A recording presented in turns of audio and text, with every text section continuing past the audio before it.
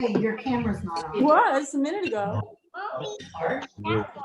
Lori, I got your request. From this, you should have to put it up higher. Yeah. It's just David. When? There I saw Ann and Josh. Here, Rabbi, would you like me to mute everyone? Yes, that would be the. Well, actually, no. Let's keep Larry. Okay, give me a signal. Is there a monster in the house? So call him and tell him. There's a dead Redial.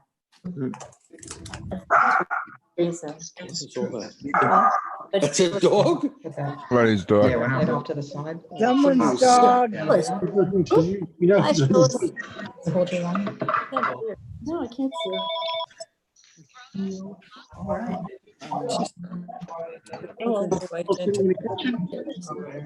Videos go to the left corner. And you will see videos and views. Around the corner. we go to YouTube. This is so odd. It's not going. Well, we're not really into the frame. Yeah. And Correspondence. She's just gonna tell you to get in there. Can't see it. Wait a second. I want to get it centered. That request. You need to make this. Sorry. Yeah, okay, we'll go through that. Hi, Betsy. Stars. Neil is 2 over. Yeah. Just trying to get us centered. We're centered. I'm not on the picture. As the Somebody on the phone. go down. Yeah. Especially down. That's Rabbi Boom. She's on top row next. Lisa, Why I bought him. Harry, Hi, Ronnie. Camilla. What just happened? Hi, everybody. Michael. All right. I'm so very sorry, but we muted all of you so that we can begin. Pardon me, my screen is very far away from my face, so I can see as many people as possible. Cantor, are you able to unmute yourself? I got you. All right. Cantor, can you say hello? Hello. I'm trying to find you. Okay, there you are on the screen. Fantastic. All right. It's so great to see so many celebratory faces. If you are not on your camera and just want to pop onto camera, just to wave hello to everyone, just so we can see so many fabulous people. Oh, wonderful. I love it. I love the wave, Ken. That's great. Oh, I love the waves. We have not only Beth Chaim members with us tonight, but their family members, their friends, folks from the community, people who don't live nearby. So it's really, really exciting. And I want to invite people to utilize the chat box, obviously respectfully, but we want to be able to participate together tonight. And so if you are not currently in New Jersey, just write in the chat box where you find yourself this Passover, so we can get a sense of how far our circle stretches. And I want to thank everyone who volunteered to read. We are good on readers at this time, but if anything pops up, I'll be sure to ask. All right. I'm gonna share my screen so that everyone can see the Haggadah. And if you printed it out in advance or downloaded it, then you get a gold star. Okay, share screen.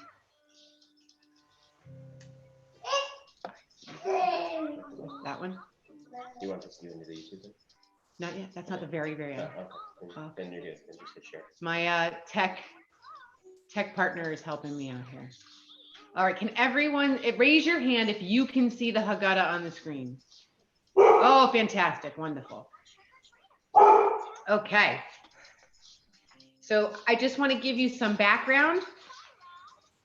This Haggadah I compiled over a number of years for my own family, and it's funny. I've been meaning to update it. I've been borrowing from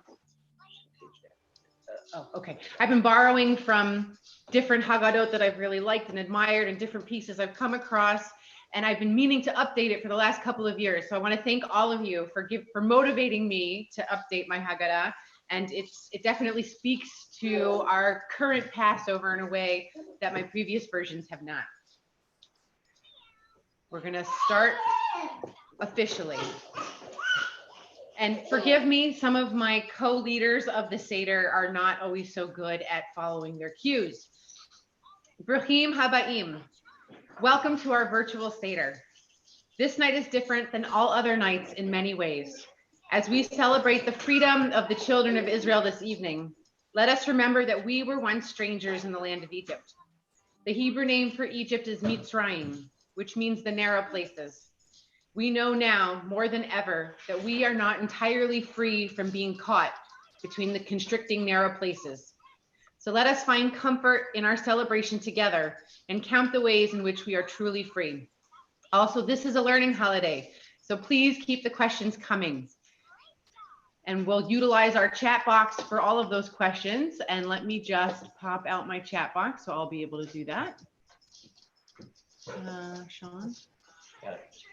Okay. All right. If you have 2 candles in front of you, I invite you to light them now. Unlike on Shabbat, we do not cover our eyes for the lighting of these candles. And I did confirm we do light the festive candles on this second night of Passover. Baruch atah Adonai Eloheinu melech haolam asher kiddushanu b'mitzvotav v'tzivanu להדליק נר של יום טוב. ברוך אתה אדוני אלוהינו מלך העולם שהחיינו וקיימנו והגיענו לזמן הזה.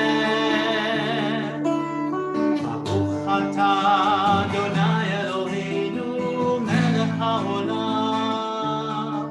שהחיינו וקיימנו והגיענו לזמן הזה.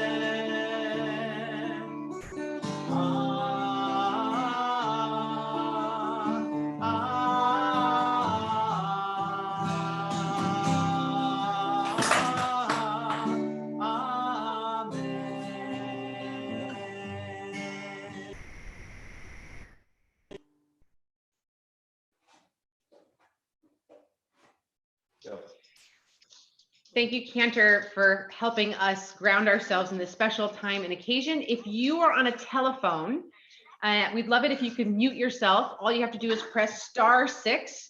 We can mute everyone who is going through an app or a computer or an iPad, a smartphone. But if you're on the telephone, if you press *6, then that will get rid of all the ambient noise. And as we continue, if you are in the same room as a child, it could be an adult child, it could be a much younger child, we're going to invite you to bless your children right now, and we'll take turns, and I'll model the blessing of children who identify as male, and Cantor and Jen, if you'd like to model the blessing for children identifying as female, and then Cantor and I will lead the priestly blessing together. We really focus on our children in this Passover Seder. We try to engage them in so many different ways. Forgive the engagement that's going on right now. We're all doing the very best that we can, but they are blessing us, and so we want to in turn bless them. Yisimcha Elohim ke'Ephraim v'chim Menashe. May God make you like Ephraim and Menashe. Yisimech Elohim Sarah, Rivka, Rachel, Leah. May God make you like Sarah, Rebecca, Rachel, and Leah. Yivarechecha Adonai v'yishmerecha. May God bless you and keep you. Ya'er Adonai panav elecha v'chuneka.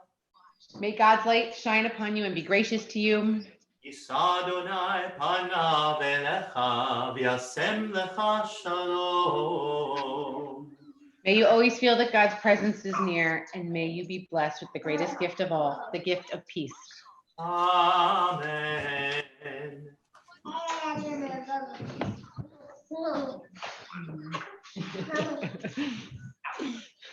No biting. The word Seder means order, the Hebrew word. And so there's a very specific order that we are supposed to be following this evening. We're going to actually go a little bit out of order for the sake of our virtual Seder, but we'll review the 14 steps together. Ade shorchatz karpas yachatz magid rachza mutzi matza maror karpas orech shulchan orech tzafun barech alel nirtzach. We'll now ask for our first reader, Vivian Newmark. If you could read the Seder plate page, I will demonstrate, because I know that not everyone has a full Seder plate available to them right now, but we'll go through the symbols of the Seder together. I don't have the words. Oh, the you ones. don't- oh, all right, let me move the screen down. There we go. I see what happened here. Okay, great. There you go. Oh, Watching this. don't talk. Watch your stuff. What's the line? I'm watching. Okay. On our table is the Seder plate on which there are 6 symbolic foods. Zeroa, a roasted shank bone, reminds us of the special lamb that was brought to the temple in Jerusalem on Passover as an offering to God. Beitzah, a boiled or roasted egg, is smooth and round and symbolizes a new life that comes with springtime. Moror, a bitter herb, reminds us of the bitterness of Egyptian bondage. Haroset, a mixture of wine, nuts, and fruit, represents the mortar our ancestors used in building cities in the land of the pyramids.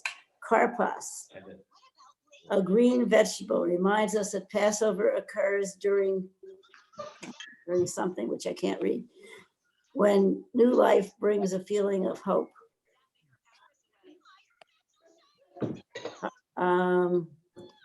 Hazeret, a bitter herb used in the sandwich, follows the custom established by Hillel, a wise rabbi and teacher, to remind us that our ancestors ate matzah and bitter herbs together. And tapuz, no, that's the orange. Orange, a modern addition to the Seder plate. Susanna Heschel, the daughter of Rabbi Abraham Joshua Heschel, and a scholar in her own right, introduced the orange into her family's Seder as a powerful symbol of inclusion. Since it has multiple sections, they are joined together. The orange sends a message that all who have been marginalized in Jewish life now belong. She originally met members of LGBTQIA community and widows, but it has also come to include women rabbis, Jews of color, and others. Thank you so much, Vivian. We continue to explore the symbols on our Seder table. We have 3 matzot covered in a cloth and placed near the Seder plate. Matzah is the food of poor slaves, but also the food of our liberation from Egypt. The 3 matzot symbolize the entire Jewish community, with the 3 traditional groups of Cohen, Levi, and Israel. Wine. We have not yet filled the first cup. We will get there momentarily, but everyone should have their own cup ready to go for our 4 glasses of fruit of the vine. So you might have grape juice, you might have Manischewitz, you might have something tastier, whatever wine you like. I personally love Manischewitz for Seder, and then we drink the good stuff over dinner. But we also have a glass of wine filled and ready to go for the prophet Elijah, who, if he comes to your door this Passover, stay 6 feet away and make him wash his hands before he touches anything in your house. But we hope that he's going to come and usher in the Messianic era, this better world that we're all hoping and praying for this Shabbat. I have on my table a Miriam's cup that we will partake in a special ritual in just a moment on behalf of Miriam, who was Moses' sister, and she was the source of water throughout our wanderings in the desert. Salt water used for dipping vegetables, symbolizing the tears of our ancestors' bitterness. And since we no longer lounge horizontally on lovely couches, reaching with our right hand to eat our dinner, you can have a pillow to symbolize that we are free. And so we should really rest and relax this Seder evening. And now I'm going to ask Sherry Barsky to read for us the paragraph on Kadesh, sanctifying time. And how? The Kadesh? Kadesh, you got it. Yeah, the Kadesh sanctifies not the wine, but the holiday. Passover is dedicated to remember the day of your exodus from Egypt. The first of the 4 cups of wine is called the cup of sanctification. Let us take a moment to recognize the sanctity among us. Then offer to pour wine or grape juice into someone else's cup. In turn, each one is served by another as befits royalty. Having attained the high status of freedom, we celebrate in style, preferably with red wine, because the rabbis considered it more elegant. We stand to recite Kiddush, and then recline to the left to drink the wine, as did the Greco-Roman nobles did at the symposia or intellectual drinking banquets. So if you do not have wine in your cup, as I do not yet, I invite you to serve each other or yourself. And while we're pouring our first cup of wine, if you'd like to enter into the chat box, which of the symbols on our Passover table are really speaking to you this year? Or which symbol do you feel is the most important? If you had to get rid of all but except for one, which one would that be? So you want to type in the chat box any answers to that question as we're serving each other wine. What can I pour for you? Okay.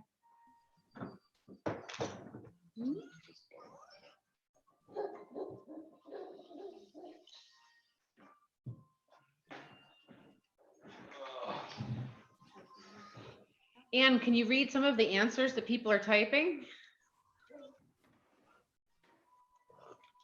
Yes, people like the maror and the charoset together, the wine, the pillow, Elijah's cup from Chloe. The charoset is very popular. Hand washing, another charoset vote.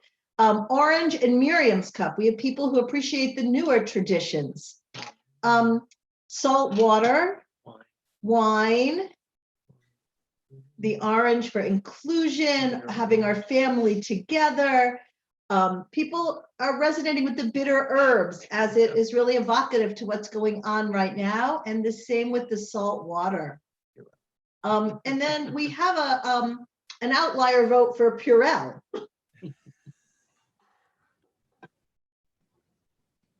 All right, thank you everyone for sharing. Cantor, we're ready to bless. All right.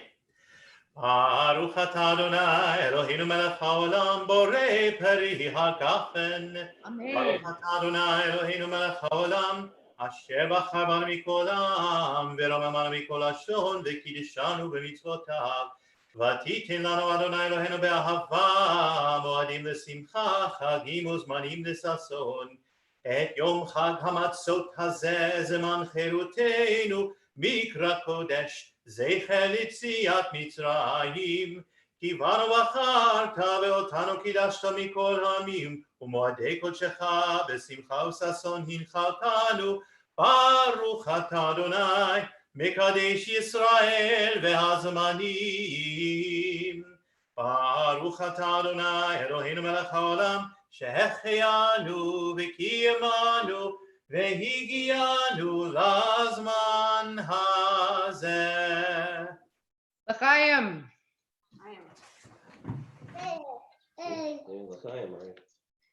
Everyone drinks their wine throughout the Seder a little differently. Some like to down the cup in one go. Some like to space it out. We have a little bit of time until the next cup if that helps you make your decision.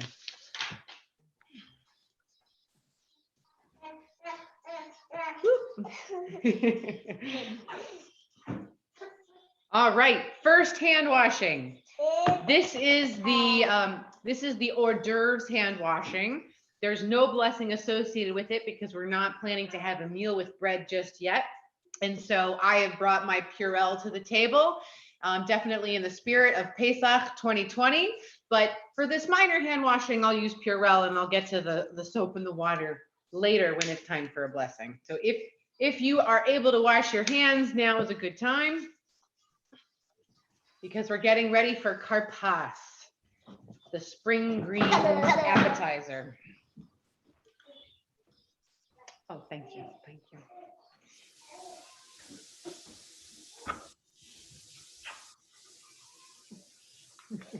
All right, so if you have karpas on hand, I have parsley, some like celery, really anything that's green is gonna and remind you of spring, although I've also heard of, not at this time, but I've also heard potato is a karpas favorite, probably when that was the vegetable that we had on hand.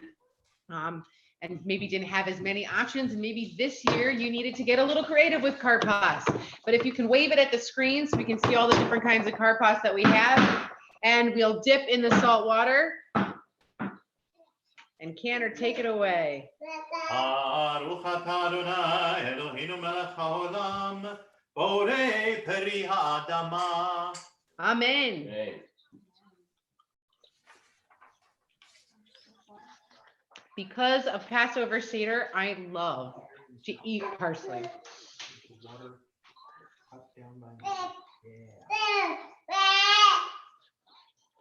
I now invite Robin Valentine to read until you hit the Hebrew. So just the English, and I'll take it over at the Hebrew.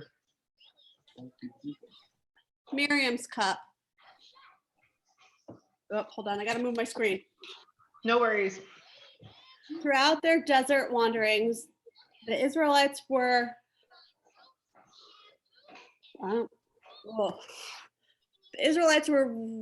refreshed by miraculous springs that bubbled out of deep crevices in the rocky landscape. When Miriam died, the waters dried up. The people mourned the slave child who waited by a river, the women who danced across the sea, the leader who sang a nation to freedom. When the springs flowered once more, they summoned them, they named them Miriam's well. When fear blocks our path, when our travels deplete us, we seek sources of healing and wells of hope. May our questions and our stories nourish us as Miriam's well renewed our people a spirit. Zot kos Miriam, kos mayim Chaim, zecher litziat Mitzrayim. This is the cup of Miriam, the cup of living waters, a reminder of the exodus from Egypt. And if you have a Miriam's cup, and if you have personal cups of water on your table, I invite you to pour a little bit of water from your personal cup into the communal Miriam's cup. No one is drinking the Miriam's cup, so don't worry if you've already started it on your personal water glass. Jonah, do you want to pour a little water in? You want to help me out? Want to pour a little water into the big cup? All right, I'll do it on your behalf. And can you hand me Daddy's water cup? All right. And there are a number of reasons why you might choose to include Miriam in your Seder. One being that there are so many incredible women in the Passover story whose voices and whose stories were lost to us for so long because they weren't in the traditional Haggadah. But you'll notice that in this Haggadah, some of those women's voices are a little louder. And Miriam is just the first of many. All right, I'm going to invite Lori Watson to read the first paragraph under Yachatz.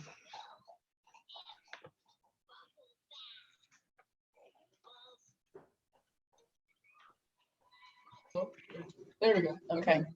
We can hear you now. Okay, thank you. We break the middle matzah in two for two reasons. The bigger portion is to be hidden. Would you stop? The matzah's over here. The bigger portion is to be hidden for the afikomen and eaten when retrieved from the children for dessert. It will be the last taste of food at the Seder. The smaller portion will be eaten with the top matzah when we say the special blessing over matzah at the beginning of the meal. All right, thank you so much. So I just broke my middle matzah, and I don't think I've ever done it so evenly before that it was hard to tell which one was bigger, but let's just say this is the one. And what I'm gonna do right now is I'm going to wrap this pizza matzah in a purple napkin. Remember that now, because you're gonna need to remember purple for later. And I'm gonna wrap it up, and I'm gonna go hide it in another room because we are going to do a virtual afikomen hunt at the end of our Seder. So remember to look for purple. I'll see you in about 2 more minutes while you are either hiding matzah or hiding the afikomen in your own home or waiting for us to come back together. Let's discuss in the chat box who are the characters in the Passover story that resonate with you. I'll be back.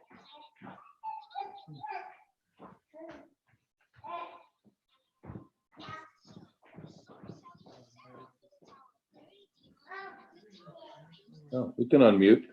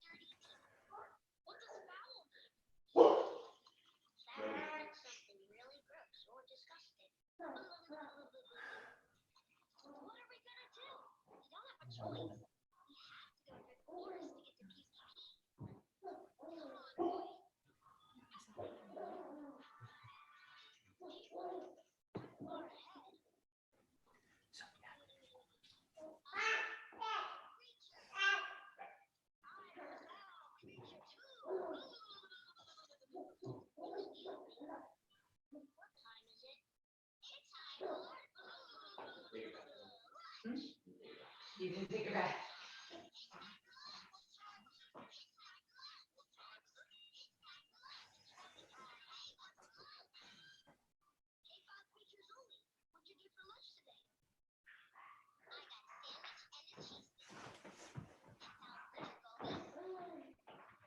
All right, and we're back. Lori, I'm going to have you take over again for Magid telling the story, just that first paragraph.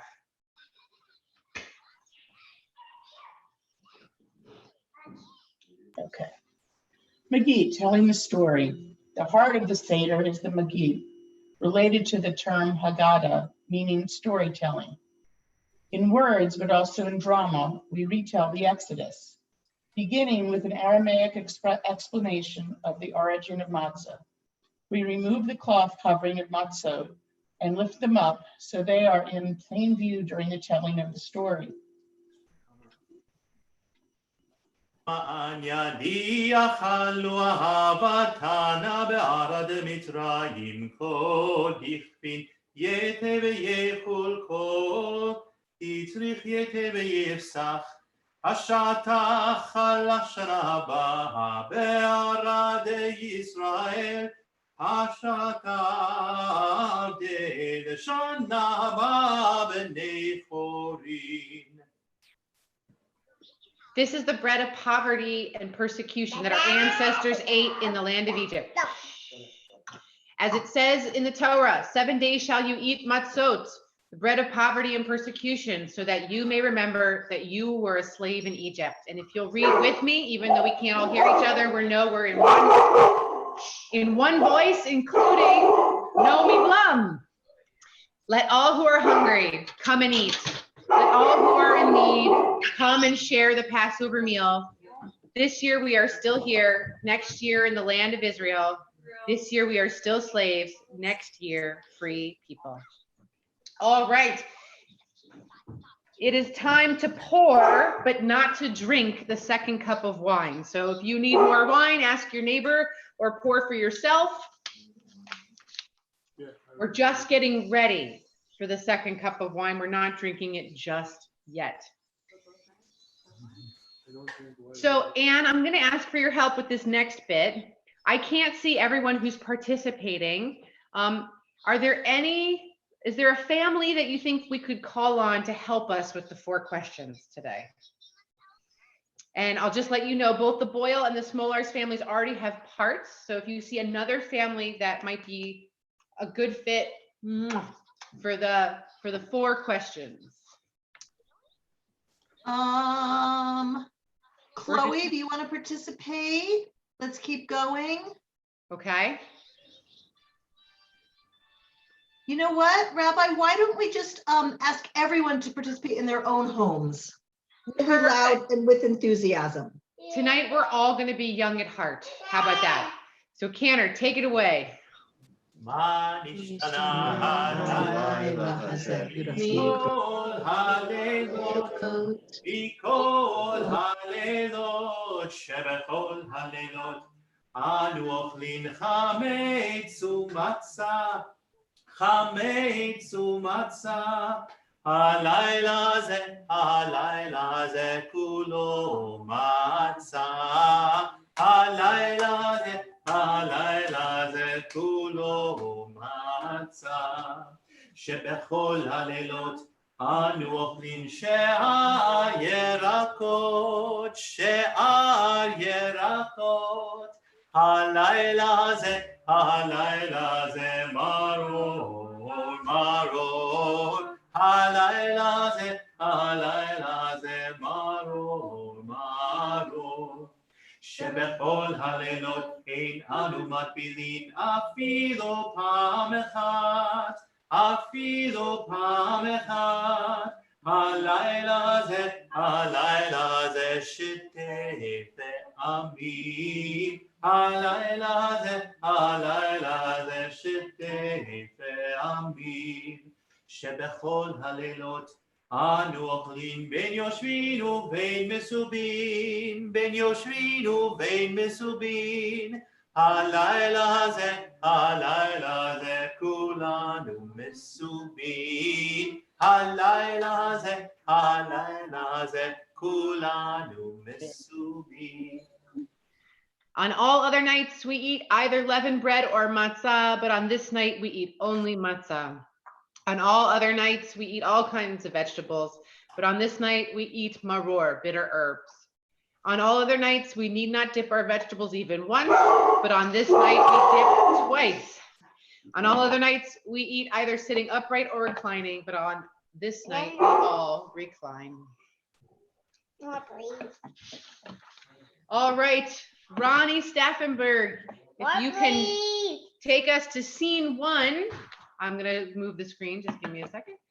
Exodus 1, we'll start this Passover story.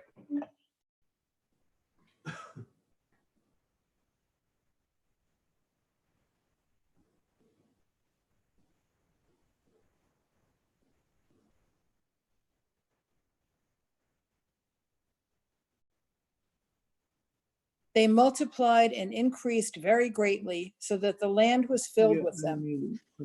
A new king arose over Egypt who did not know Joseph. And he said to his people, "Look, the Israelites are much too numerous for us.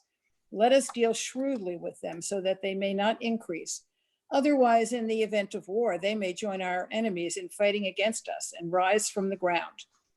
So they set taskmasters over them to oppress them with forced labor.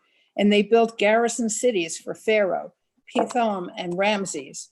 But the more they were oppressed, the more the Israelites increased and spread out, so that the Egyptians came to dread the Israelites.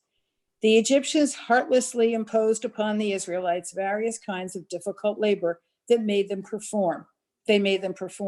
Ruthlessly, they made life bitter for them with harsh labor of mortar and bricks and with all sorts of tasks in the field. The king of Egypt spoke to the Hebrew midwives, one of whom was named Shiphrah and the other Puah, saying, "When you deliver the Hebrew women, look at the infant. If it is a boy, kill him. If it is a girl, let her live." The midwives, fearing God, did not do as the king of Egypt had told them. They let the boys live. So the king of Egypt summoned the midwives and said to them, "Why have you done this thing, letting the boys live?" The midwives said to Pharaoh, "Because the Hebrew women are not like the Egyptian women. They are vigorous. Before the midwife can come to them, they have given birth." God dealt well with the midwives, and the people multiplied and increased greatly.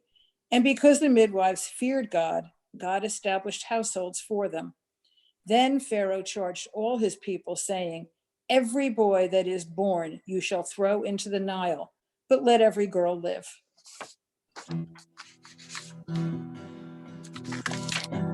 Whole story of Passover in 5 words.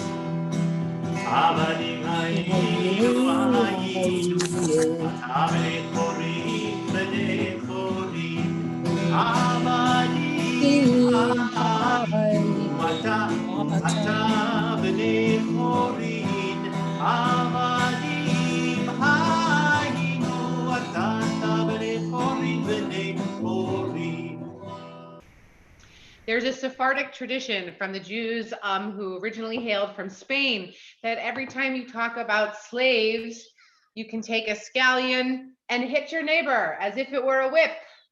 Jonah, do you want to participate? So if you do not know this tradition, you might want to introduce it at a future Seder. But we are the whipping taskmasters. All right, Ken Pograb, you're up on English. Oh, there we go. When in time to come, your children ask you, what is the meaning of the decrees, laws, and rules that the eternal our God has enjoined upon you? You shall say to your children, we were slaves to Pharaoh in Egypt, and the Eternal freed us from Egypt with a mighty hand and an outstretched arm.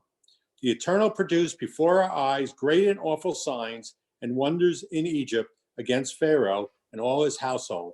God freed us from there so that God could take us and give us the land that had been promised on oath to our ancestors. If God hadn't taken our ancestors out of Egypt, then we would still be enslaved to Pharaoh in Egypt, along with our children, and our children's children. Even if all of us were wise, all of us discerning, all of us veteran scholars, and all of us knowledgeable in Torah, it would still be a mitzvah for us to retell the story of the Exodus from Egypt.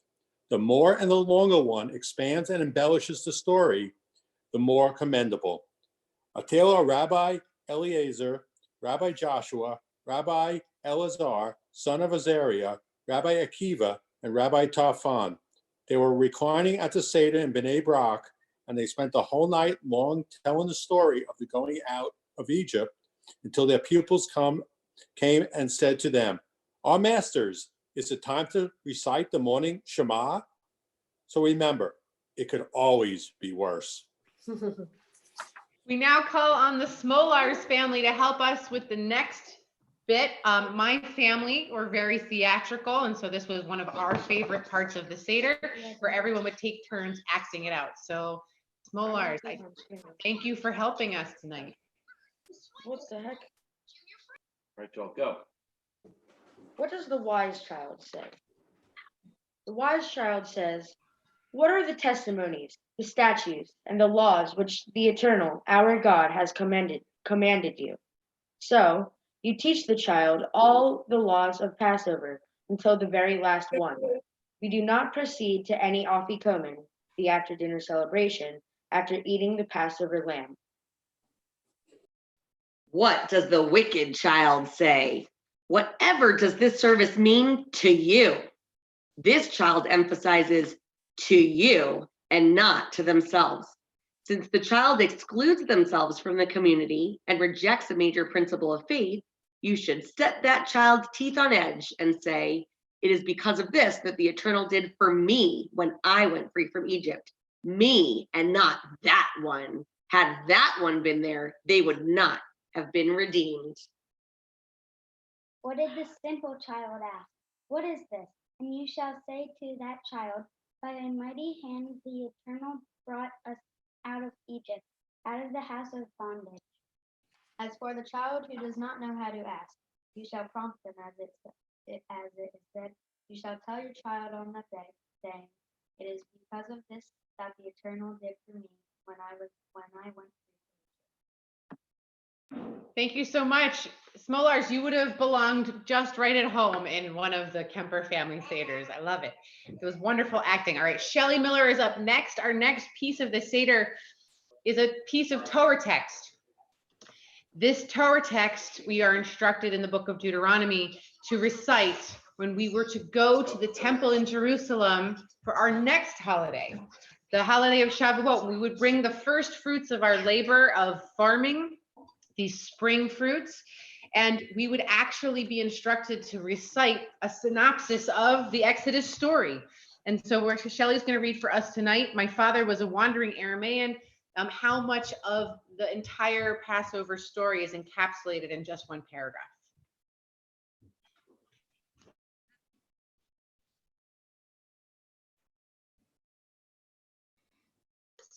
Go for it, Shelley. The screen it's still on. Oh, here it is. Nope, it's still the one that Smolars did. Oh, there we go. Great. My father was a wandering Aramaean. He descended to Egypt and resided there in small numbers. He became a nation, great, powerful, and numerous. Then the Egyptians treated us badly. They persecuted us and subjected us to hard labor. We cried out to the Eternal, the God of our ancestors. God heard our voice. God saw our persecution, our labor, and our oppression. God took us out of Egypt with a strong hand and an outstretched arm, with awesome power, signs, and wonders. Then God brought us to this place and gave us this land, a land of milk and honey. Thank you, Shelley. We now invite the Boyle family to help us in the next leg of our story, the next few chapters of the book of Exodus. What happens next?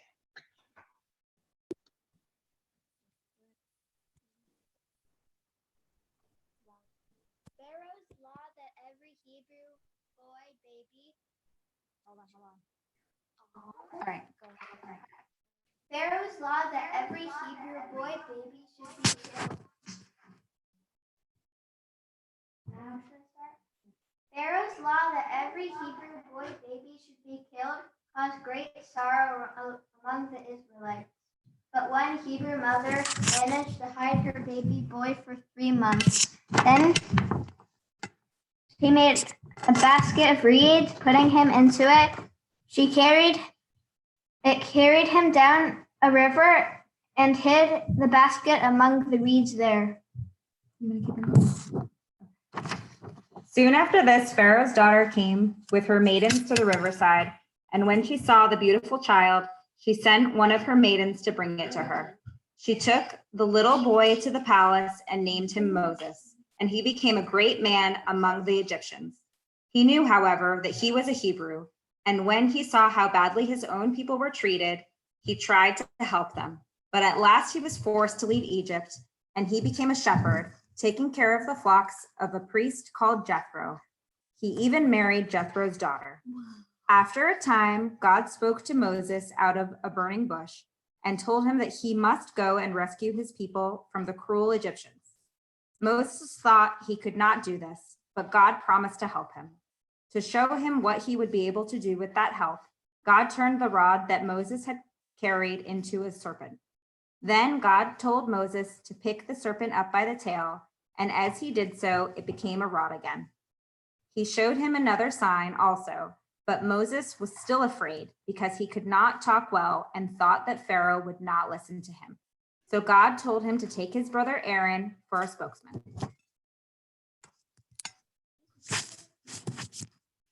Moses and Aaron therefore went to Egypt, where they called together the leaders among their own people, the Hebrews or Israelites, and told them what God had commanded. Moses also performed the miracles that God had empowered him to do, and the people believed that God had sent him.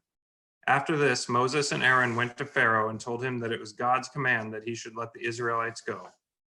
Pharaoh knew nothing about God and became very angry, saying that Moses and Aaron kept the people from their work by telling them such things. He treated the poor Israelites worse than before. But Moses had faith in God, so he was able to perform before the king the wonderful things that he had done before his own people. Still, Pharaoh would not let the children of Israel go. Thank you so much. I can't hear it, Mommy. Canner, take us away on the next page. All right. The Holy One of Blessing brought 10 plagues on the Egyptians in Egypt. These are the 10. And if you have your wine, for each plague, we're going to put a drop, take a drop out of our glass.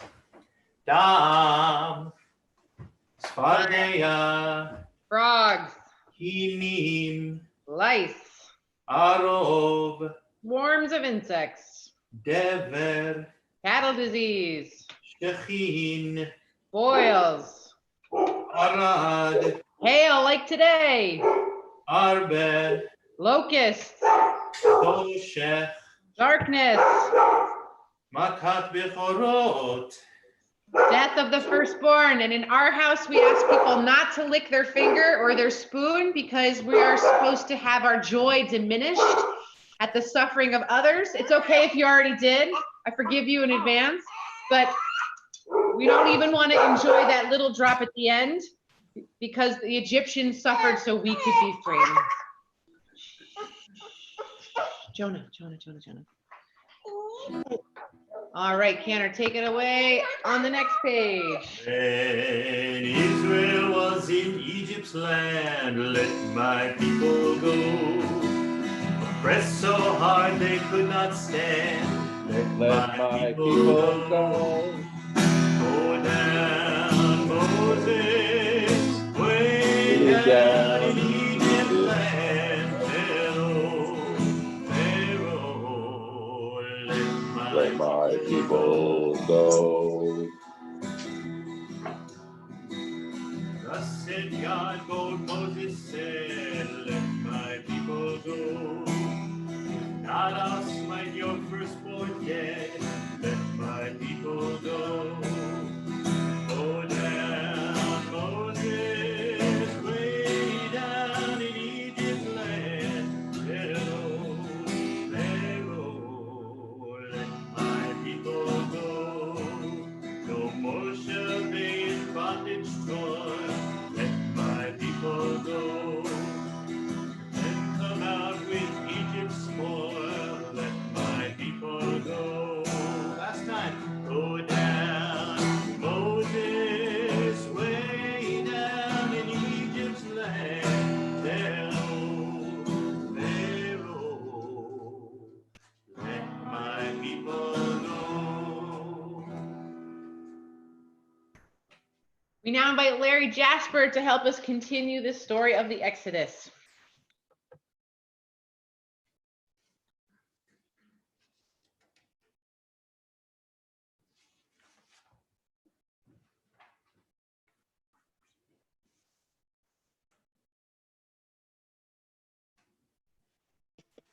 The Jews departed Egypt in haste. They assembled as a community to eat the roasted Paschal lamb and the unleavened bread.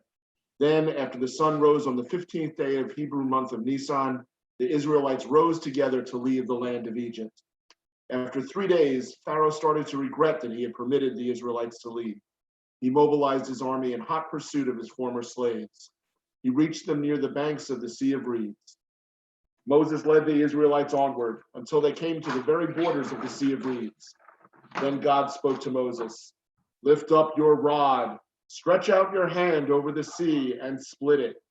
Then the children of Israel shall go into the midst of the sea on dry ground." Moses did as God ordered. A strong east wind blew all night, and the waters of the Sea of Reeds split. The Israelites marched on dry ground through the Sea of Reeds until they reached the opposite side in safety. The Egyptians continued their pursuit, but the waters of the Sea of Reeds closed over around and drowned Pharaoh's army. Thus, God liberated the children of Israel from the Egyptians, and the children of Israel saw God's great power and believed in God. Moses led the Israelites through the desert, where food and water were scarce, but God did not abandon the Israelites and rained manna from heaven for the people to collect and eat. Soon the Israelites reached Mount Sinai, where they received the 10 Commandments and became the Jewish nation.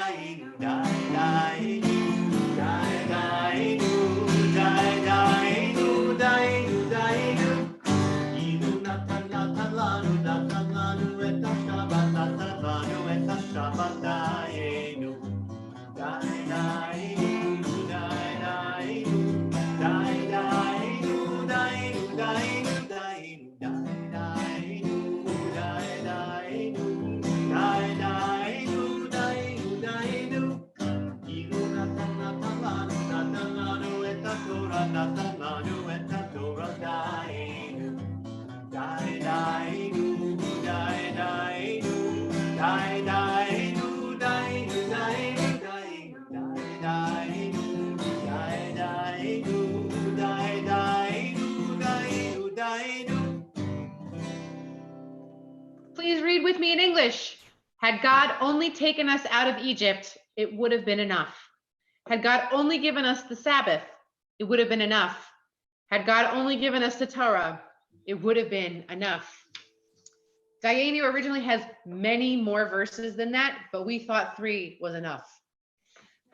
Our next page, I invite Ari Beal to read just the English for us.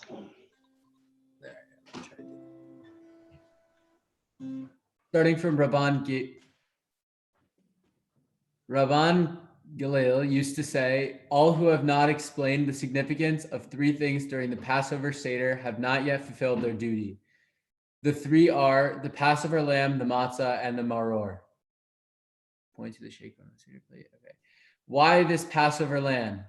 The Passover lamb that our ancestors ate in the days of the temple, why did we used to eat it? To remind ourselves that God passed over our ancestors' houses in Egypt at this very hour, on this very date, Moses instructed us. When your children ask you, "What do you mean by this ceremony?" you shall say, "It is the Passover offering to the Eternal, because God passed over the houses of Israel in Egypt when God struck the Egyptians, but saved our houses." Why this matzah? To remind ourselves that even before the dough of our ancestors in Egypt had time to rise and become leavened, the Holy One of Blessing was revealed and redeemed to them. The Torah says, quote, "They baked unleavened cakes of the dough that they had taken out of Egypt, for it was not leavened, since they had been driven out of Egypt and could not delay. Nor had they prepared any provisions for themselves." Why this maror? To remind ourselves that the Egyptians embittered our ancestors' lives. Quote, "They embittered their lives with hard labor, with mortar and bricks construction, and with all sorts of field labor, agriculture. Whatever the task, they worked them ruthlessly." Thank you, Ari.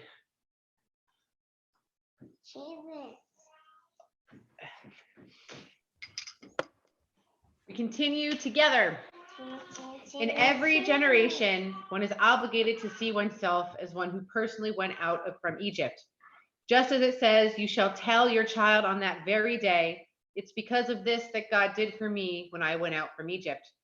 Not only were our ancestors redeemed by the Holy One of Blessing, but even we were redeemed with them. Just as it says, God took us out from there in order to bring us and to give us the land God swore to our ancestors.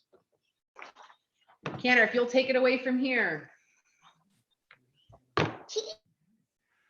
Baruch atah Adonai, Gad Yisrael. Baruch atah Adonai, Eloheinu melech haolam, borei peri hagafen, borei peri. Is that downstairs echo?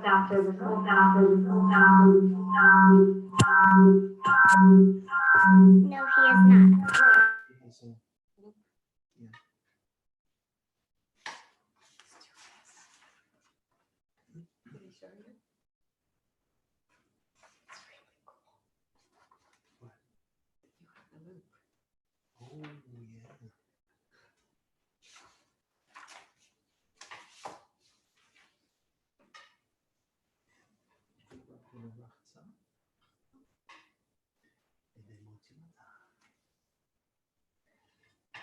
All right, now we have Rachza, our second hand washing with the blessing. And so now is a good time if you want to actually use soap and water. I'm going to go wash my hands, and the blessing is on the screen for anyone who'd like to recite it on their own.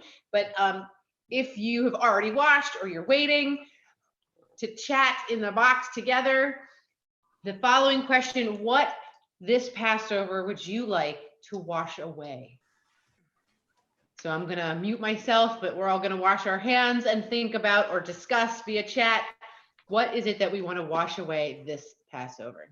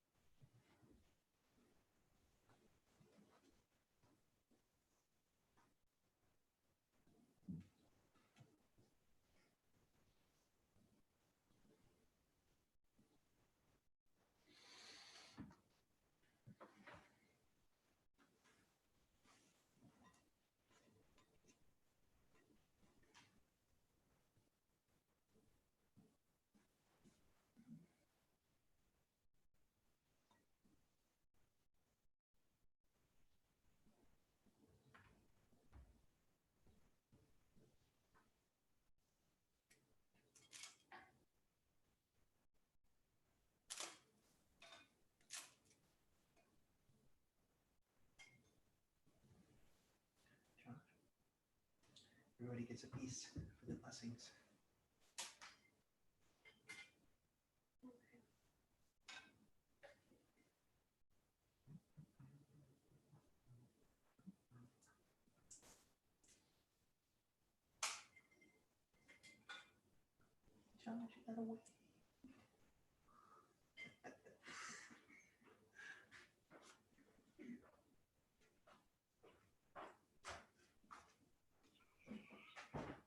And were there any answers we'd like to share with the group? So people talked about COVID-19 and the virus and quarantine, hatred, washing away the virus, a lot of amens, the divisiveness in our society, the current quarantine, the current crisis we're in. People are looking to wash all of that away. All right, thank you so much.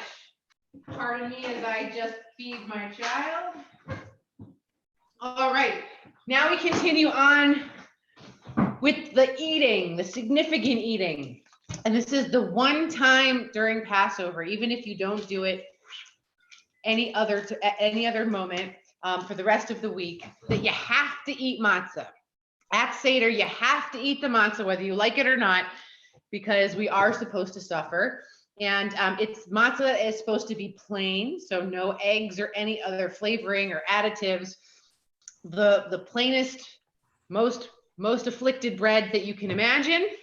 And so we're going to go back to our 3 matzot, and we want to be sure that we still have the ones that we start the 2.5 that we need, as we're going to recite these blessings as we eat from the top and middle matzot. So there are 2 blessings. So you have to wait for both of them. The first is the motzi, and the second is the specific blessing for matzah. Baruch atah Adonai Eloheinu melech haolam hamotzi lechem min haaretz. Amen. Baruch atah Adonai Eloheinu melech haolam asher kiddushanu b'mitzvotav v'tzivanu al achilat matzah. Amen. Bread of affliction, Jonah.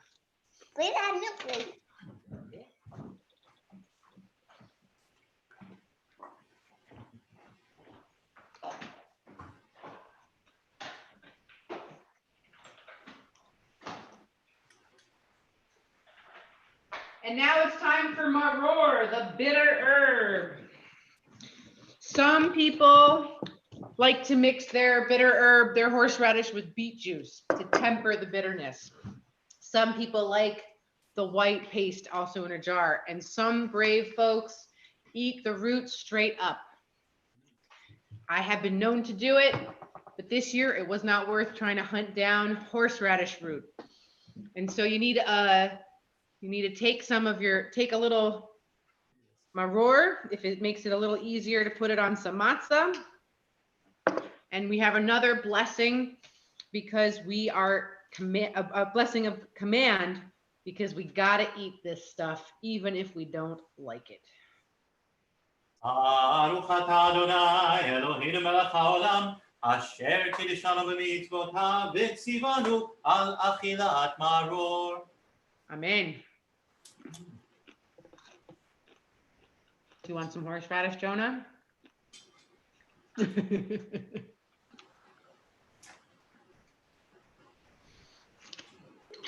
Now, one of my favorite parts of the service, we want to channel our teacher Hillel, who lived about 2,000 years ago. He used to make a Passover sandwich that had lamb, matzah, and maror. Since we can no longer offer the lamb sacrifice at the temple, and have not since shortly after Hillel's time, we have a different kind of sandwich that we like to enjoy. So you're going to need 2 pieces of matzah with a little bit of maror, and now we get the haroset, which, even though it doesn't necessarily look delicious, it should be very sweet and tasty. So we're now mixing the bitter and the sweet. As we know so very well that freedom is both bitter and sweet, because with freedom comes responsibility and obligation. And this year especially, we might have a little more bitterness that needs tempered with some sweetness. And we don't have a blessing for this because this one is for fun. So everyone, you are welcome to dig in once you have your sandwich ready. And another note on haroset while you're all eating your sandwich, there's lots of different haroset recipes in the world. Everywhere that Jews went, they invented a haroset recipe that reflected where they were from. So I actually made my late grandmother's recipe, which is very traditional Ashkenazi, with apples and chopped nuts and wine or grape juice and cinnamon. But if you go to places closer to the Middle East, you might find a lot of haroset that has more dried fruits in them as opposed to fresh. There's going to be all different kinds of nuts, but the common thread through all of these many different kinds of haroset are that they're sweet. And I believe Adria Sherman is joining us tonight. If you just want to wave at the screen, I know she has made lots of different kinds of haroset, but that's one of her specialties. So If you need any alternate recipes, oh, Anne, if you could just unmute Adria if she wants to just share what kind of haroset she is eating this evening. 1 second, Adria. We're just waiting. Aha, go for it. I have, it's apples and, it's an Italian recipe, apples and chestnuts and dried fruits and ground nuts. Chestnuts, I've never heard of that one. Love it. Yes. Next year I want to try that one with you. Okay, it's the first time I've made it. All right, so we are, I hate to disappoint everyone, but we're skipping the festive meal because we want to finish our time together and then have a lovely leisurely dinner all on our in our various homes. Although if you would like to have an after party via Zoom, feel free to reach out to whoever you'd like to invite. But we're going to conclude our Seder together before we move on to the festive meal. So we're breaking the Seder, the order tonight, but that's okay. So what I'm going to do now, bear with me for 3 minutes, is I'm going to try to get my Afikoman hunt video up on the screen, or photograph. And there is an option to annotate the screen. So once I get the photograph of my living room up on the screen, you can try to annotate by circling where the Afikoman is. And remember, I wrapped it in a purple napkin. Turn back on, please, Mommy. Hold on 1 second, love bug. All right, so talk amongst yourselves for a couple of minutes. I'll be, as soon as you see it on the screen, we'll be able to annotate. But Lori and Seth, are you both wearing purple? I think it's the camera. Can't hear you. You're muted. No, we're not. It's bad lighting from our camera. I'm wearing a black sweater. It's not, I don't own anything purple that I know of. I got to send you a picture of what you look like. Oh, we saw it. But I'm not wearing purple. Definitely not. I thought they're going to bury the Afikoman in you. Your faces are purple too. Yeah, everything's Yeah. lighting. Well, that might be real. Looks like those first color TVs when they first started in the late 60s. Everything was purple and green. Right. Remember that? So last night we hid the Afikoman virtually. So the kids had to figure out where it was where in the world I hid it. We hid it in Wuhan. What I did is I passed it from myself to my son right through the screen, and he had to hide it from my grandkids. Oh, that's sweet. That's funny. Yeah. All right. Screen sharing's back. We're back. Ready, set, go. Who can find the purple napkin covered Afikoman? I got to make this bigger. There it is. It's fine. You're fine. I apologize, everyone. We're losing it over here. I don't know where he is, Lovey. I don't know. Okay. Daddy will be down to help you in a sec. My question is, who plays the piano? Jonah and Ari. And if you don't see me ask me for the videos, they're pretty fabulous. Can we hear them? We don't need to waste everyone's time right now with me loading them. But all right. I'm really proud of everyone who found the Afikoman. And in case you weren't sure, it's in the middle of all those scribbles. All right, let's try a new share. Let's go back to our Haggadah. So Afikoman originally was akin to a post-meal orgy. And that is why the wise child says, oh, we don't do that. So it is not the Jewish way to have an orgy after we eat, but we now understand Afikoman to mean dessert. And so we should have dessert after we eat our meal. And so the very last taste of the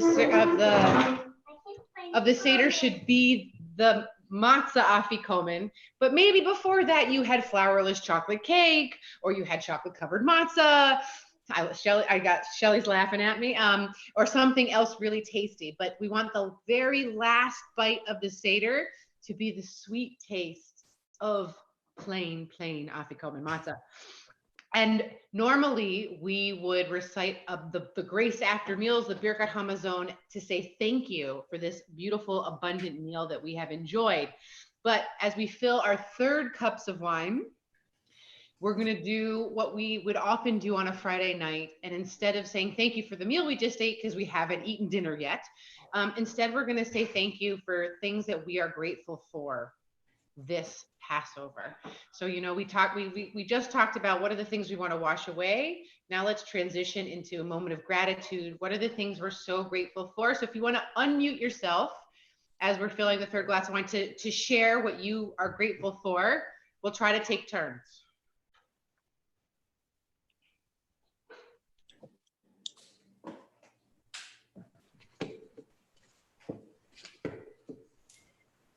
Well, I'm thankful for all of this, for all the hard work that went into producing this tonight. Family and friends. My family. Or not. Everybody who's on this Seder tonight, it warms my heart. I feel like We're still healthy.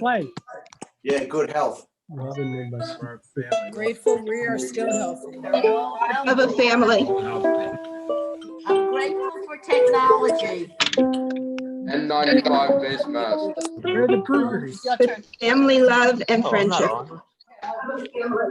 no, it's not live. Enter what is It's not. Yeah, they're putting everybody on. No, no, you have to.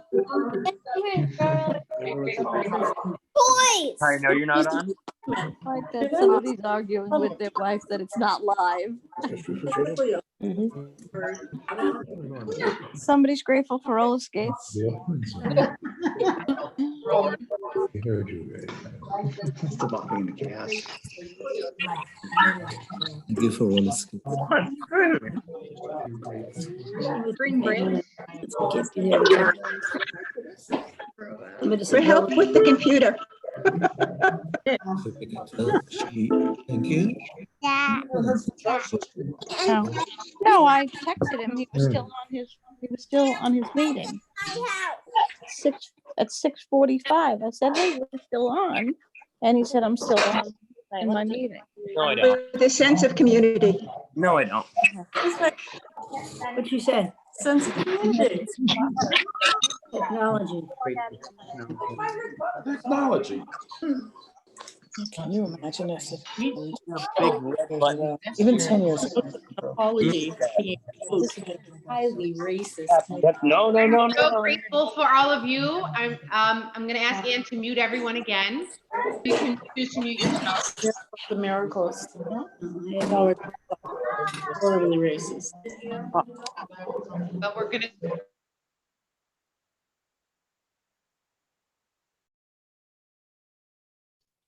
Thank you everyone for your beautiful blessings. I noticed a number of common themes, and I'm grateful for all of you who chose to come and be with us tonight. We now take our third cup, and Cantor lead us in the blessing of the cup of blessing. Baruch atah Adonai Eloheinu melech haolam borei peri hagafen. Amen.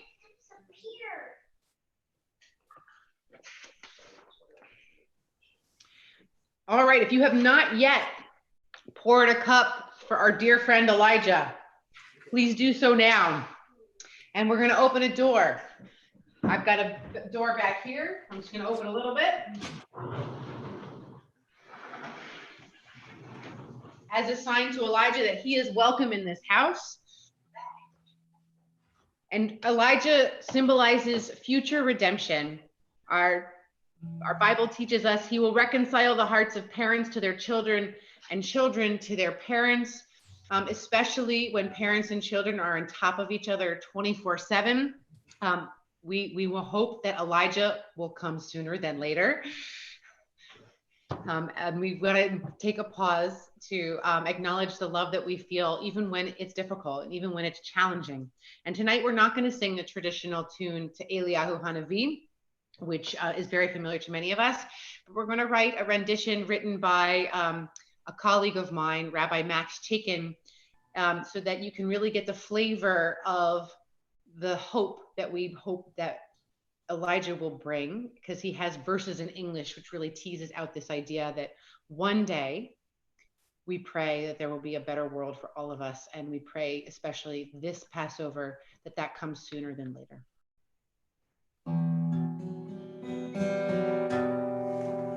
Eliyahu Hanavi, Eliyahu Hatishbi, Eliyahu Hanavi, Eliyahu Hagiladi, Bimhera B'yameinu, Yavo Eleinu, Mashiach ben David, Mashiach ben David. We are waiting for a time to come when injustice shall be gone, pain and violence will be no more.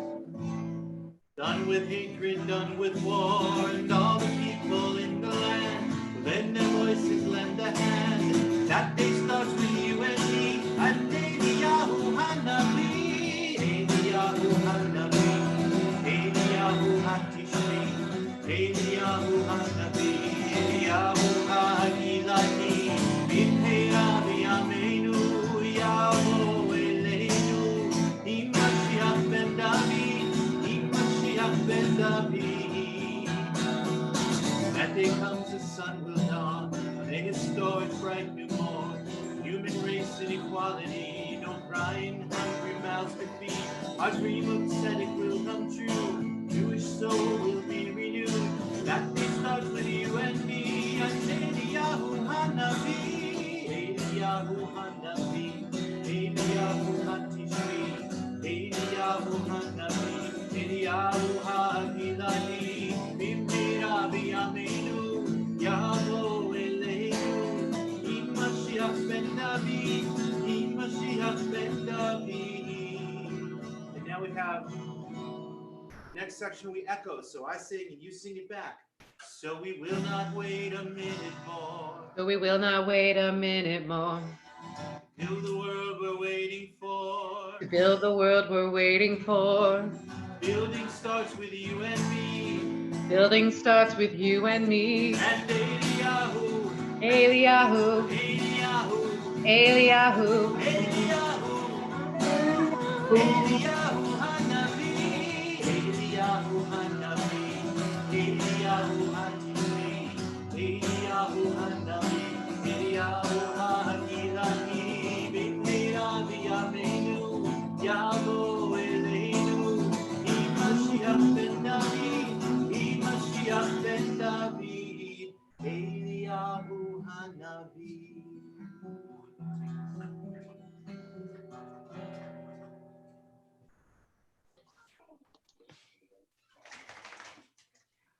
The next piece of our Seder came as a surprise to me when I was attending a Seder in college, because I had grown up with a Reform Haggadah, and I did not know that there was a text in the traditional Haggadah called "Pour out your wrath on the Gentiles."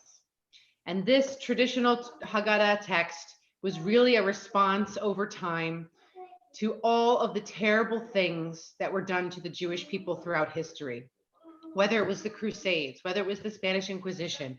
And we know that the list could go on and on. And there was a section of the Haggadah that was asking God to take vengeance on the people who've tried to hurt us and harm us. But the way it read for me when I saw this text for the very first time is that we're lumping all people who are not Jewish together and assuming that they're all out to get us and all trying to hurt us. And then I came across a beautiful alternative text in another Haggadah, the one that you see here in the Haggadah we are using tonight, where we're asking God not to pour out wrath, but to pour out love on the people who love us. So the people who are not Jewish today, but we don't know who will be Jewish tomorrow. Maybe they're the people who are living with us who might not be Jewish, and maybe they're the people who live in the house next to us who are not Jewish. But we want God to share God's blessing for us with them as well. And so while we would stand to recite this text together, you won't be able to see my face, but please join me as we recite these beautiful words of love. Pour out your love on the nations who have known you, and on the kingdoms who call upon your name. For they show loving kindness to the seed of Jacob, and they defend your people Israel from those who would devour them alive. May they live to see the canopy of peace spread over your chosen ones, and to participate in the joy of your nations. And I want to dedicate this blessing to all of the people who are with us tonight, and so many more who are in our community, for whom this is a blessing for them. Cantor, take us to the next section. Right. So the next section of Hallel, giving our thanks to God. The brief version of Hallel that we'll do, there is a refrain that I'll invite everyone to join me on. The words are very simple. It's just Ki leolam chasto. It means God's mercy is eternal. It goes Ki leolam chasto. So try that with me. Ki leolam chasto. Give thanks to God, for God is great. Ki leolam chasto. We give our thanks to God each day. Ki leolam chasto. God's house is here for everyone. Ki leolam chasto. And everybody's free to come. Ki leolam chasto. We give our thanks to God each day. Ki leolam chasto. We've reached the 4th cup of wine. If you need a refill, now is a good time. This is the cup of acceptance. We pray that God accepts us as we are this Passover. Maybe we don't have a complete Seder plate. Maybe we don't have any matzah. Maybe we're doing the very best that we can this Passover. So we hope and pray that our prayers will be accepted, that our offering tonight will be accepted. And I can't imagine that God would not revel in this beautiful community that we've created tonight. So we raise our 4th glass high. Baruch atah Adonai, Eloheinu melech haolam, borei peri hagafen. Chaim.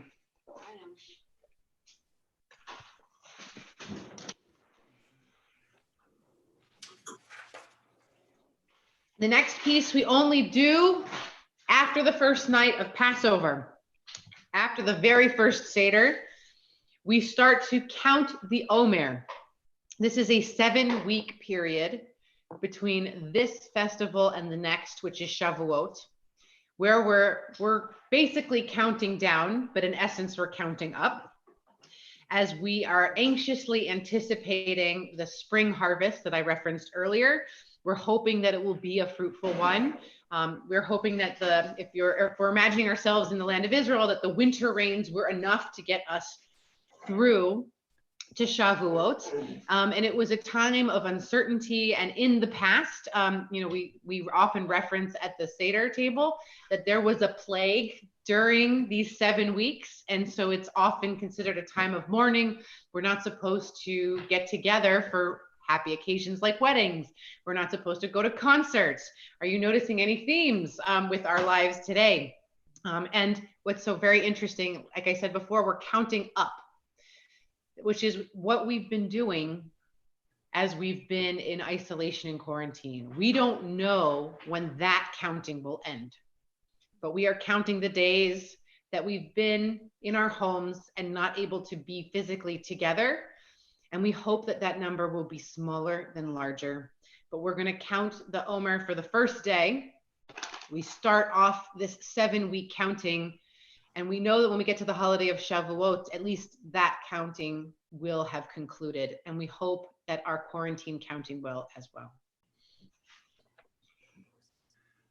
Baruch atah Adonai, Eloheinu melech haolam, asher kiddeshanu b'mitzvotav v'tzivanu al sfirat ha'omer, hayom yom echad la'omer.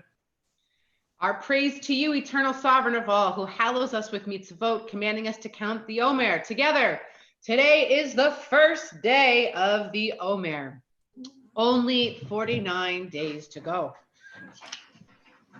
All right, Cantor, do you want to introduce our song session this evening? Well, it's going to be an interesting song session because we were kind of going through this before, and the typical Seder games that we do rely on a lot of back and forth, which is really hard to do over Zoom. So we'll start with Adir Hu, kind of a very traditional Pesach song. And then what I'm guessing is we'll do the last verse of the silly ones, just so we can all count back from the end of the song, instead of trying to go through each verse and build up like we usually do. So Adir Hu. Adir Hu yivne veito b'charov, bimhera b'yameinu b'charov, el b'nei beitcha b'charov. All right. It would be so much fun to do Who Knows One? I know one. One is our God, one is our God, one is our God, in the heaven and the earth. Ba-da-da-da-da-da. We're going to go right to 13 and work our way all the way back. Can we have that page on the screen, please? Because it's going to be, all right. So we're starting at the end and we're working our way backwards. Who knows 13? I know 13. 13 are the attributes of God. 12 are the tribes of Yisrael. 11 are the stars in Joseph's dream. 10 are the commandments. 9 are the months till a baby is born. 8 are the days till a bris. 7 are the days of the week. 6 are the books of Mishnah. 5 are the books of Torah. 4 are the mamas. 3 are the papas. 2 are the tablets that Moshe brought. One is our God. One is our God. One is our God. In the heaven and the earth. Ba-da-da-da-da-da. All right. And I don't know. We have 2 verses of Haggadah here, so we might as well do the 2 verses. So we're going to go with then came the butcher, because it kind of starts in the middle of a verse here. So everybody join me. Then came the butcher that slew the ox. Then came the butcher that slew the ox, that drank the water, that quenched the fire, that burned the stick, that beat the dog, that bit the cat, that ate the kid. My father bought for 2 zuzim. Haggadah, Haggadah. Then came the angel of death and killed the butcher that slew the ox, that drank the water, that quenched the fire, that burned the stick, that beat the dog, that bit the cat, that ate the kid. My father bought for 2 zuzim. Haggadah, Haggadah.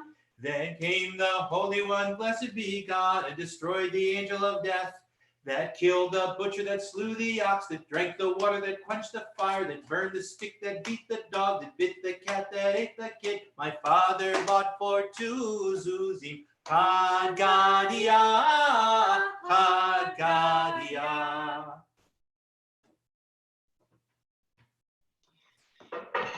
We could sing all night together, but I imagine everyone's a little hungry. And I don't want to stand between you and food for too long. We're going to conclude a couple of different ways. I'm going to teach you all a tune for next year in Jerusalem, that I play a video for you, that is a series of photographs taken by the tour guide of our women's trip in Israel of an empire.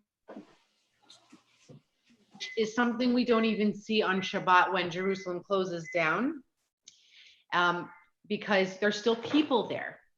So even if shops are closed and businesses are closed, usually Jerusalem is always full. And so we pray that next year we may be in the physical Jerusalem, or maybe we pray that next year we'll have the ability, if we wanted to go to Jerusalem, to be able to. We also wish next year for an Ir Shalem, which sounds a lot like Yerushalayim in the Hebrew, for a complete and whole city, wherever we might live, that it be a place of peace and complete healing and recovery. There's so many different ways we can understand this final line. And then I'll also close with some words of blessing by Rabbi Naomi Levy. So this is the tune that I think is a lot of fun. If you know it, sing along with me. Lishana haba'a, lishana haba'a, lishana haba'a b'Yerushalayim. Lishana haba'a, lishana haba'a, lishana haba'a b'Yerushalayim. Lishana haba'a, lishana haba'a b'Yerushalayim. Lishana haba'a, lishana haba'a b'Yerushalayim. Lishana haba'a, lishana haba'a, lishana haba'a b'Yerushalayim. Lishana haba'a, lishana haba'a, lishana haba'a b'Yerushalayim. We're now going to transition over to this slideshow of photographs by Yonit Schiller. And I know there are some people on our Seder tonight who got to know Yonit when we were traveling all over Israel together. And it was on that trip that we also had an unexpected change of plans and had to do something out of the ordinary as there were rockets being targeted at Tel Aviv. And you know what? We pivoted and we tried a different path. And so I think this is a beautiful intention for what we're trying to do together.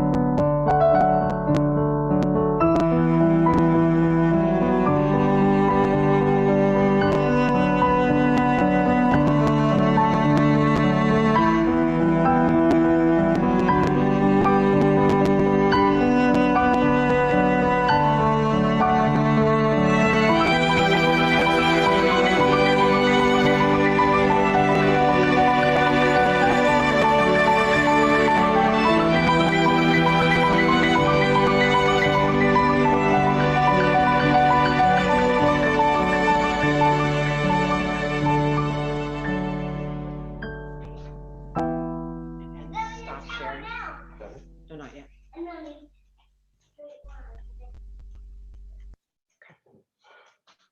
Stop screen share.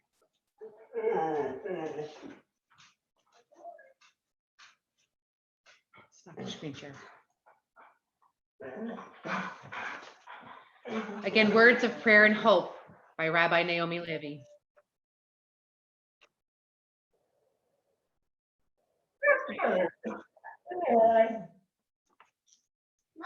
Next year in Jerusalem, next year in health, next year free from worry, next year with family and friends, next year feasting, next year rejoicing, next year in laughter, next year in love, next year filled with song and celebration, next year with a vaccine, next year in abundance, next year in peace, next year in blessings. I want to thank everyone for joining us tonight. Thank you, Cantor Binder, for leading us in beautiful prayer and song. We're going to unmute everyone if you could help us in so that we can say Chag Sameach to one another. Happy holiday. Chag Pesach Sameach. Chag Sameach.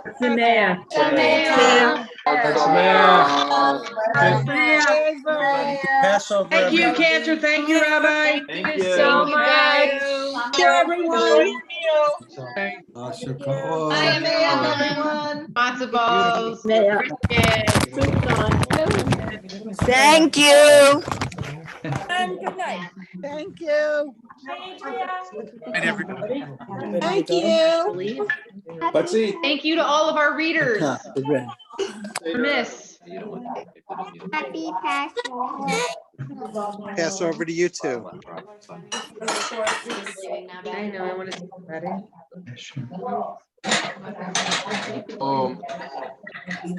The shank bone and parsley, Sean.